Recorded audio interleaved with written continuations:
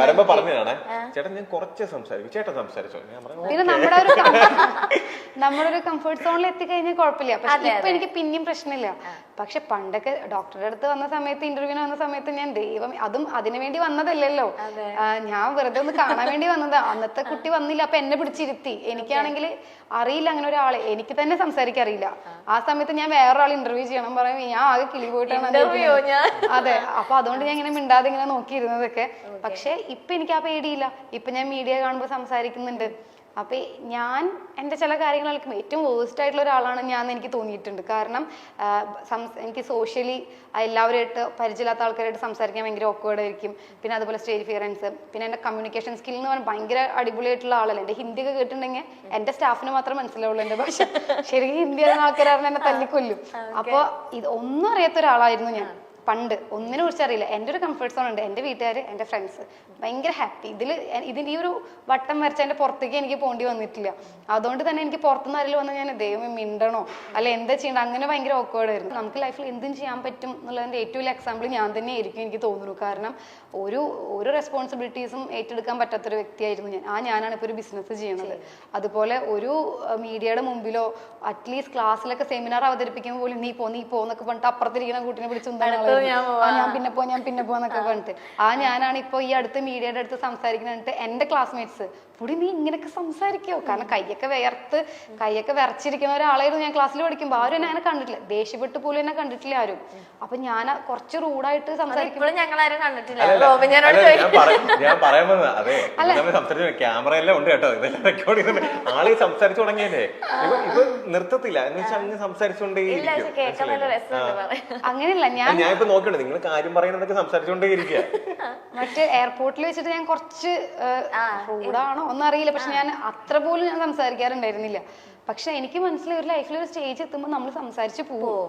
സാധാരണ എല്ലാവർക്കും പ്രോബ്ലംസ് ഉണ്ടാവുക എന്ന് വെച്ചിട്ടുണ്ടെങ്കിൽ അൺനെസസറി ആയിട്ടുള്ള കാര്യങ്ങൾ പറയാം, അല്ലെങ്കിൽ അൺനെസസറി ആയിട്ടുള്ള ആൾക്കാരെ പ്രൊവോക്ക് ചെയ്യാൻ പോവുക, അല്ലെങ്കിൽ അഭിപ്രായങ്ങളെങ്കിലും അറ്റ്ലീസ്റ്റ് പറയുമ്പോഴാണല്ലോ ഇങ്ങനെ ബാക്കിയുള്ള ആൾക്കാർ വന്ന് അറ്റാക്ക്. ഞാൻ ആലോചിക്കുന്നത് റോബിൻ ചേട്ടന് ഇഷ്ടപ്പെട്ടതിന് ശേഷം ഞാൻ ഒറ്റയ്ക്ക് എവിടെ ഒരു സ്ഥലത്ത് ഇന്റർവ്യൂ കൊടുത്തിട്ടില്ല. എൻ്റെ ലൈഫിൽ ഞാനായിട്ട് ചെയ്ത കാര്യങ്ങളുടെ നെക്സ്റ്റ് ഒരു സ്റ്റേജ് കഴിഞ്ഞിട്ട് മാത്രമേ ഞാൻ അങ്ങനെ ചെയ്യൂന്ന് ഓൾറെഡി ഞാൻ ഡിസിഷൻ എടുത്തിട്ടുണ്ടായിരുന്നു. അത്രയും റീച്ചുള്ള സമയത്ത് പോലും ഞാൻ എവിടെയും പോയിട്ടുണ്ട്. എനിക്കല്ല, റോബിൻ ചേട്ടൻ ഉണ്ടായിരുന്ന സമയത്ത് പോലും എന്നെ വിളിച്ച സമയത്ത് ഞാൻ പോയിട്ടില്ല. അതുപോലെ അപ്പൊ പിന്നെ ഞാൻ ഒരു കണ്ടസ്റ്റൻസിനെതിരെ ഒന്നും പറഞ്ഞിട്ടില്ല. ഞാൻ ഇവരെ ഗെയിം ഷോയുമായി ബന്ധപ്പെട്ട് എവിടെയും വന്നിട്ടുമില്ല. ബിഗ് ബോസ് കണ്ടിട്ടില്ല. എന്നിട്ട് പോലും എന്നെയും എൻ്റെ പ്രൊഫഷനെയും വരെ വലിച്ചയച്ചിട്ട് കുറെ പറഞ്ഞപ്പോൾ എനിക്ക് ഒത്തിരി വിഷമമായിരുന്നു. ഞാൻ എന്തിനാ ഞാൻ എന്താ ചെയ്തത്? പിന്നെ എനിക്കറിയാം ആളൊരു പാർട്ട്ണർ ആകുമ്പോൾ നല്ല പോസിറ്റീവ് കിട്ടുന്ന പോലെ നെഗറ്റീവ് കിട്ടും. പക്ഷെ അതിനൊരു ലിമിറ്റ് ഉണ്ടല്ലോ. ആ ലിമിറ്റും കഴിഞ്ഞ് ഒത്തിരി എനിക്ക് കിട്ടിയിട്ടുണ്ടായിരുന്നു. ആ സമയത്ത് എനിക്ക് വിഷമം, ഞാനൊന്നും പറയാതെ എന്തിനാ ഇങ്ങനെ പറയണതായിരുന്നു. ഇപ്പൊ എനിക്ക് ആ വിഷമം പോയി. ഞാൻ ഇടയ്ക്ക് ചോദിക്കാറുണ്ട്, കാരണം എന്നെ ഇഷ്ടപ്പെട്ടു എന്ന് പറഞ്ഞ ഒറ്റ കാര്യം കൊണ്ട് ഒരുപാട് വഴക്കും ചീത്തവിളിയും കേട്ടോണ്ടിരിക്കുന്ന ആരൊക്കെ റാൻഡം ആയിട്ടുള്ള റാൻഡം ആയിട്ടുള്ള ആൾക്കാരാണ്. കാരണം വേറൊരു പെൺകുട്ടിയാണെന്നുണ്ടെങ്കിൽ ഞാൻ എന്തിനും ഇത് കേൾക്കേണ്ട കാര്യം കാണും. ഇതിന്നും ബെറ്റർ ആയിട്ടുള്ള ഒരു ഓപ്ഷൻ എനിക്ക് കിട്ടത്തില്ല, എന്തിനാ ഞാൻ ഇങ്ങനെ കേട്ടോണ്ടിരിക്കുന്നതെന്ന് പലർക്കും ചിലപ്പം പലരും ചിന്തിക്കാം. പക്ഷെ അങ്ങനെയുള്ള സമയത്തും പുള്ളിക്കാരൻ എന്ത് ചെയ്തു, അതിലൊന്നും ബോധർ ചെയ്തില്ല. ഇപ്പൊ എനിക്ക് വിഷമം കുറച്ച് കുറവ്. എന്താ വെച്ചാല് അന്ന് എയർപോർട്ടിലൊക്കെ വെച്ച് രണ്ട് മൂന്ന് വാക്കുകൾ ഞാൻ പറഞ്ഞിട്ടുണ്ടായിരുന്നു. അതെ, ഇനി കേട്ടല്ലോ, ഓക്കെ അന്ന് ഞാൻ റിയാക്ട് ചെയ്തിട്ടുണ്ടായിരുന്നല്ലോ, അതിന്റെ ബാക്കി കിട്ടിക്കോട്ടെ എന്നുള്ളൊരു സമാധാനം ഉണ്ട്. മറ്റത് എനിക്ക് വിഷമമായിരുന്നു. കാരണം ആ പരിസരത്തേക്കേ വരാതെ ഞാൻ എന്റെ പ്രൊഫഷൻ മാത്രം നോക്കി പോവാ. അപ്പൊ എന്റെ പ്രൊഫഷനെ വലിച്ചിട്ടിട്ട് ഇങ്ങനെ എന്നിട്ടും ഞാൻ റിയാക്ട് ചെയ്യുന്നില്ല. ഇപ്പോഴും അതിനെ റിയാക്ട് ചെയ്തിട്ടില്ല. ഒന്നും പകരമായിട്ട് ഞാൻ സംസാരിക്കാൻ വന്നിട്ടില്ല. എന്നിട്ട് എന്തിനാ അങ്ങനെ പറയണേന്ന് ഒരു തോന്നലുണ്ടായിരുന്നു. പക്ഷെ ഇപ്പൊ ഞാൻ അന്ന് ഒന്ന് രണ്ട് സ്ഥലത്ത് കുറച്ച് മറുപടികളൊക്കെ പറഞ്ഞിട്ടുണ്ടായിരുന്നു പ്രതികാരമായിട്ട്. പ്രതികാരമല്ല, കുറച്ച് പറഞ്ഞിട്ടുണ്ടായിരുന്നു. അത്ര പോലും അപ്പൊ ഓക്കെ അറ്റ്ലീസ്റ്റ് ഞാൻ റിയാക്ട് ചെയ്തല്ലോ, ഇനി കേൾക്കുകയാണെങ്കിലും പ്രശ്നമില്ല എന്നുള്ളൊരു സംഭവം വന്നു. പിന്നെ പലർക്കും ലൈക്ക് എൻ്റെ ഒരു അപ്ഡേറ്റ് എന്താന്നുള്ളത് പലരും ചോദിക്കാറുണ്ട്. ഇപ്പൊ ഞാൻ എന്താ പറയാ, ഞാനൊരു നോർമൽ മിഡിൽ ക്ലാസ് ഫാമിലിയിൽ നിന്ന് വന്ന ഒരു സാധാരണ ഒരാളാണ്. അപ്പോൾ എനിക്ക് ചെറിയ ചെറിയ ആഗ്രഹങ്ങൾ എൻ്റെ ലൈഫിലുണ്ട്, മനസ്സിലായില്ലേ? എന്ന് വെച്ചാൽ എന്താ പറയാ, എന്തെങ്കിലുമൊക്കെ അച്ചീവ് ചെയ്യണം, ചെറിയ ചെറിയ കാര്യങ്ങൾ, അല്ല വലിയ ഡ്രീംസും കാര്യങ്ങളൊന്നുമില്ല. അപ്പം അങ്ങനെ ഞാൻ എൻ്റെ ലൈഫിൽ ഇപ്പം ഡോക്ടറായിട്ട് വർക്ക് ചെയ്തിരുന്ന സമയത്തും ഞാൻ കോവിഡ് ആയിരുന്ന സമയത്ത് 2 വർഷം സോഷ്യൽ മീഡിയ ആക്റ്റീവേ ഇല്ലായിരുന്നു. ഞാൻ അങ്ങനെ ഒന്നും ചെയ്യാറില്ല. എപ്പോഴെങ്കിലും റാൻഡമായിട്ട് എൻ്റെ ഏതെങ്കിലും പഴയ വീഡിയോ എടുത്ത് പോസ്റ്റ് ചെയ്യുന്നതല്ലാതെ ഒന്നും ചെയ്യാറില്ല. 2 വർഷം കംപ്ലീറ്റ് ഡ്യൂട്ടി ആയിരുന്നു. അപ്പോൾ ആ കഴിഞ്ഞതിന് ശേഷമാണ് പെട്ടെന്ന് എന്ത് ചെയ്തത്, ഇങ്ങനെ ഒരു ഷോയിൽ വന്നതും ഇങ്ങനെയുള്ള കാര്യങ്ങളെല്ലാം സംഭവിച്ചത്. അപ്പം പലർക്കും ലൈക്ക് എല്ലാം പെട്ടെന്ന് വേണം. അടുത്ത അപ്ഡേറ്റ് എന്താണ്, ഇഷ്ടം കൊണ്ടായിരിക്കാം ചിലർ. അപ്പം അടുത്ത മൂവി എപ്പോഴാണ്, അടുത്തെന്താ ഇങ്ങനെ ചോദിക്കുന്നുണ്ട്. അപ്പം എനിക്ക് പറയാനുള്ളൊരു കാര്യം എന്ന് വെച്ച് കഴിഞ്ഞാൽ ഞാൻ എല്ലാം പെട്ടെന്ന് ഇപ്പം മറ്റുള്ളവർക്ക് വേണ്ടി ചെയ്യാനായിട്ട് ഞാൻ ഒരിക്കലും നിൽക്കത്തില്ല. അവർക്കത് കാണണം അല്ലെങ്കിൽ അവർക്കത് ചെയ്ത് കാണണം, അതുകൊണ്ട് ഞാൻ ചെയ്തില്ല. എനിക്കത് ചെയ്യണം അല്ലെങ്കിൽ എനിക്കത് കംപ്ലീറ്റ് ആയിട്ട് എഫേർട്ട് കൊടുത്ത് ആ ഒരു സമയത്ത് ചെയ്യണം എന്ന് തോന്നുന്ന സമയത്ത് മാത്രമേ ഞാനത് ചെയ്യൂ. മനസ്സിലായില്ലേ? എൻ്റെ ഒരു ആഗ്രഹമാണ്. കാരണം കുട്ടിക്കാലം മുതലേ നമ്മൾ ഈ ബിഗ് സ്ക്രീനും കാര്യങ്ങളെല്ലാം കാണുമ്പോഴത്തേക്ക്, കാരണം ലാലേട്ടനെയൊക്കെ കാണുമ്പോൾ അല്ലെങ്കിൽ മമ്മൂക്കേനെയൊക്കെ കാണുമ്പോഴത്തേക്ക് ഒക്കെ ഭയങ്കര സ്റ്റാർസാണ് അവർ. മനസ്സിലായില്ലേ? കാരണം ഞാൻ സുരേഷ് ഗോപി സാറിനെ മാത്രം ഹോസ്പിറ്റലിൽ ഡ്യൂട്ടി ചെയ്തിരുന്ന സമയത്ത് കണ്ടിട്ടുണ്ട്. പുള്ളിക്കാരെ ബ്രദർ അഡ്മിറ്റ് ചെയ്യുന്ന സമയത്ത് കണ്ടിട്ടുണ്ട്. അപ്പോൾ എന്നെ രാത്രി ആകുമ്പം ഞാൻ നൈറ്റ് ചെയ്യുന്നത്. അപ്പോൾ എന്നോട് സംസാരിക്കാറുണ്ട്. അപ്പം ഞാൻ അന്ന് എനിക്ക് 2018 അപ്പോൾ ഞാൻ പുള്ളിക്കാരോട് ചോദിച്ചത്, ഡിസ്ചാർജ് ആയി പോകാൻ പോയി പുള്ളിക്കാരുടെ ബ്രദർ. അപ്പം ലാസ്റ്റ് ദിവസം വന്നപ്പോൾ ഞാൻ ഇങ്ങനെ രാത്രി പറഞ്ഞു, സാർ എനിക്കൊരു ആഗ്രഹമുണ്ട്, എനിക്ക് സിനിമയൊക്കെ ചെയ്യണമെന്നുണ്ട്, എങ്ങനെയാണെന്ന് അറിയത്തില്ല, എനിക്ക് ആരുമായിട്ടും കോണ്ടാക്ട് ഇല്ല. അപ്പം എൻ്റെ അടുത്ത് സുരേഷ് ഗോപി സാർ പറഞ്ഞ ഒറ്റ കാര്യമുണ്ട്, ഡോക്ടറെ റോബിൻ നീ മാക്സിമം ഹാർഡ് വർക്ക് ചെയ്ത് സ്വന്തമായിട്ട് വരാൻ ശ്രമിക്കാം. ആരുടെയും കെയർ ഓഫിലോ അല്ലെങ്കിൽ ആരും റെഫർ ചെയ്തിട്ടല്ല വരേണ്ടത്. മനസ്സിലായി? എനിക്ക് വേണമെങ്കിൽ നിന്നെ പരിചയപ്പെടുത്തി തരാം, പക്ഷെ അങ്ങനെ വന്നാൽ അത് നിലനിൽക്കത്തില്ല. നീ സ്വന്തമായിട്ട് കഷ്ടപ്പെട്ട് വന്നാലേ നിനക്ക് എന്ത് ചെയ്യത്തുള്ളൂ, അത് നിലനിൽക്കാൻ പറ്റത്തുള്ളൂ എന്ന് പുള്ളിക്കാരൻ പറഞ്ഞു.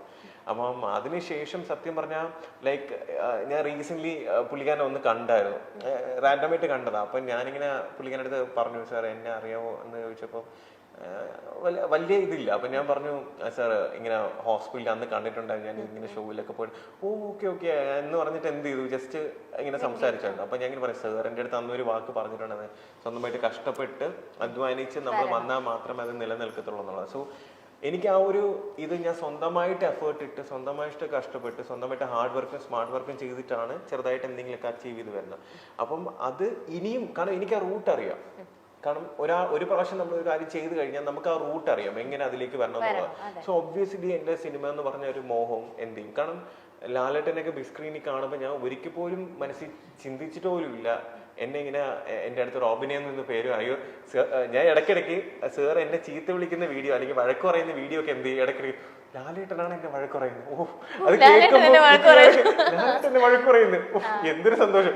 അത് പറഞ്ഞാൽ എനിക്കത് ഭയങ്കര സന്തോഷം. കാരണം നമ്മളൊക്കെ ബിഗ് സ്ക്രീനിൽ കാണുന്ന ഒരു ലെജൻഡ് നമ്മൾ എന്ത് ചെയ്യുന്നു, നമ്മൾ വഴക്ക് പറയുന്നു. റോബിനെ അങ്ങനെ ഇങ്ങനെ നിനക്ക് വേണോ പോണോ, ഞാൻ ഇങ്ങനെയാണ് പറയുന്നത്. ഞാൻ ആലോചിക്കുമ്പോൾ എനിക്ക് സത്യം ഭയങ്കര സന്തോഷം തോന്നാറുണ്ട്.